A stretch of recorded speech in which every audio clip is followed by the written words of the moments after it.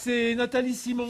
Quand elle voit la glace, je peux pas vous dire. D'abord, elle s'en nourrit. Je sais pas si vous êtes au courant. Non, c'est pas vrai. Je me nourris pas de glace. Ce n'est pas une légende, Nathalie. C'est une légende. Dis la vérité. C'est fini. Tu manges des glaçons tous les soirs. C'est terminé. Je ne mange plus de glaçons tous les soirs. Mais enfin, qu'est-ce que tu racontes?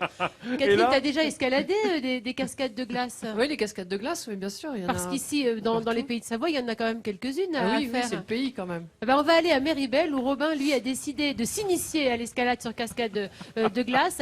Alors, vous allez voir que c'est spectaculaire. C'est évidemment bourré de sensations, mais que c'est presque à la portée de tous. Je dis presque, hein. Regardez. Presque.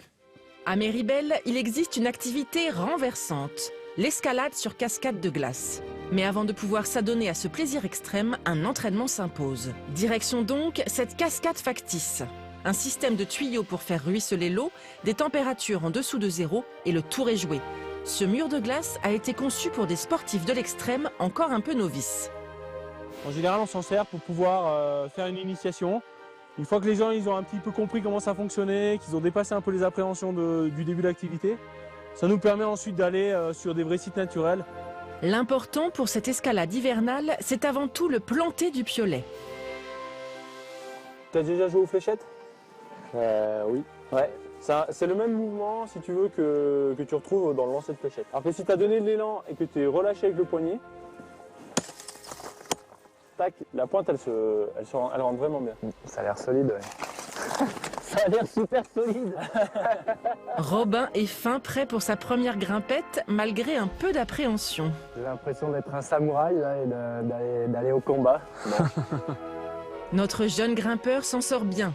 Planter, respirer, pousser, il a vite fait d'atteindre le sommet et il n'en est pas peu fier. Ah, c'est génial, hein, je me sens vraiment en confiance. Hein. Regarde, sans les mains.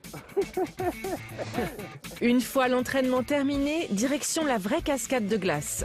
Robin va pouvoir donner ici la pleine mesure de ce qu'il a appris le matin même.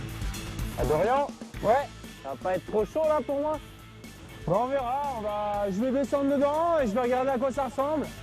À première vue, il s'en sort plutôt bien. Voilà, là, il est bien. Là.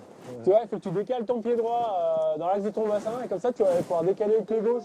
Même si cette activité semble risquée, elle est cependant accessible à tous. Ça nécessite quand même d'avoir déjà un peu la forme. Mais ça s'adresse à toute personne qui pratique une activité physique régulière. Sans être un grand sportif, mais déjà être capable de soutenir quelques heures d'effort. L'escalade sur cascade de glace est à la fois un moyen de profiter du grand air, de se muscler et de se dépenser. Une activité complète dans un environnement où la nature est reine.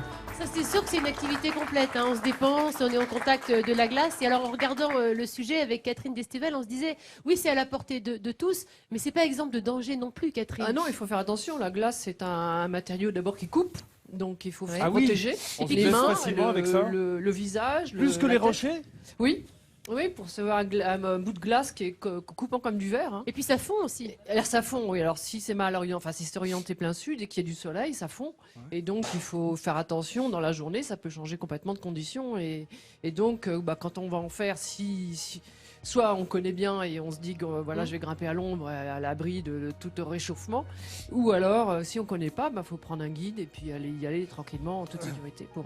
Et c'est différent de l'alpinisme traditionnel, comme on peut le voir sur les là, images. c'est plus ludique parce qu'on fait 20 mètres et puis voilà, on a fait notre truc. On peut grimper pendant 1 heure ou 2. Faire de l'alpinisme, c'est autre chose. On part dans les montagnes, on va retrouver de la glace, mais ce sera plus la grande aventure, quoi. Alors Catherine, on vous connaît pour vos grandes premières en solitaire, nous qui nous ont fait rêver évidemment à vous regarder faire quand on pouvait, hein, bien entendu, parce qu'il faut vous suivre, c'est souvent très loin. Et vous occupez d'une maison d'édition, votre maison d'édition. Les éditions du Mont Blanc. Les éditions du Mont Blanc. Et on a un livre qu'on adore qui est le Mont Blanc Premières Ascensions. Hein, qui est une sorte de compilation des premières ascensions des plus spectaculaires. Non, alors c'est les premières voies qui ont été ouvertes sur les plus beaux sommets du massif du Mont Blanc. La première au Mont Blanc, c'était en 1786 par Paccard et Balmat. Paccard, c'était un médecin. Bien et sûr. Balmat, c'était le paysan guide qui l'a emmené. Il était cristallier aussi, Balmat. Il était cristallier aussi. Et on parle aussi dans ce livre, alors là on réhabilite un peu Paccard qui en fait a été un peu par Bourrit malmené parce que Bourrit c'est aussi un monsieur qui voulait exister en parlant de cette ascension du Mont Blanc. Et Paccard voulait en parler parce qu'il était médecin et il voulait absolument faire des études sur la haute altitude, etc. Mais il n'a pas réussi. Il a fait le Mont Blanc, puis il n'avait rien à dire vraiment. Et on peut dire, rien écrit. regardez, à la caméra, je vous montre, c'était juste C'est là-bas. là. Voilà, vous voyez. Au bout de ton doigt. Moi, j'ai Au bout envie de mon doigt, c'était là. de poser la question à Catherine. La première femme sur le Mont Blanc, est-ce que c'est une régionale? Est-ce que c'est Marie Paradis? Ou est-ce qu'il y a une polémique là-dessus? Je crois que c'est Marie Paradis. Exactement. Mais bon, alors la polémique, je la connais pas. Je connais pas tout. On a une réponse du Mont Blanc, on n'est pas sûr. Là, il s'énerve un petit peu. Là. Non, Ouais, la oui, d'accord, ok, on n'a rien dit alors. La polémique, elle est plus sur son origine. Est-ce qu'elle était chamonniarde? Est-ce qu'elle était Ah, Saint-Gervais? une polémique C'est de vrai que c'est compliqué clocher parce qu'une alors. partie de sa famille était donc le père chamonniard, là, ou des Ouches, Ah. la mère de Saint-Gervais. Donc voilà, mais elle travaillait à Chamonix quand elle est montée à ce moment-là. Et on a vu des belles images. C'est vrai qu'il y a la querelle entre Saint-Gervais et Chamonix avec ce Mont Blanc. Hein. On a vu, Catherine, Oui. des belles images que tu as éditées, mais j'aimerais qu'on en voit une de toi. Je crois que c'est au sommet c'est les aiguillettes de Plampras. Ouais. Où tu as Oh là vraiment là, là une attitude wow. magnifique et une superbe Regardez vue. le magnifique Mont Blanc derrière. Enfin, Et donc c'est- là c'est Alors, encore une normalement- falaise qui n'est pas Là, équipée. non. C'était une falaise. Alors pas équipé, oui. Alors en montagne, on essaye de garder un terrain lit d'aventure où on met pas forcément des pitons partout pour préserver notre terrain de jeu, si on veut. Et puis quand c'est équipé, il y a des pitons en expansion ou des pitons qu'on plante comme ça à coups de marteau, qui sont là sur place. Et quand on arrive, on n'a plus qu'à mousquetonner pour la Mais il y sécurité. en a toujours un qui ouvre la voie. Et j'imagine Alors, qu'il y en a regardez, déjà fait. il y a un on truc va assez incroyable sur cette image, hein, c'est la force de Catherine Destivelle. Car normalement, ces deux aiguilles se touchent. Hein, et c'est à la force des bras qu'elle écarte, en fait. Hein, c'est ce qu'on m'a Bien dit. sûr, bien sûr, bien sûr. Bien Super entendu. Roman. C'est Magnifique. Hulk. En tout cas, Ah, bravo. vous voyez ce que fait la volonté hein, chez une femme comme elle.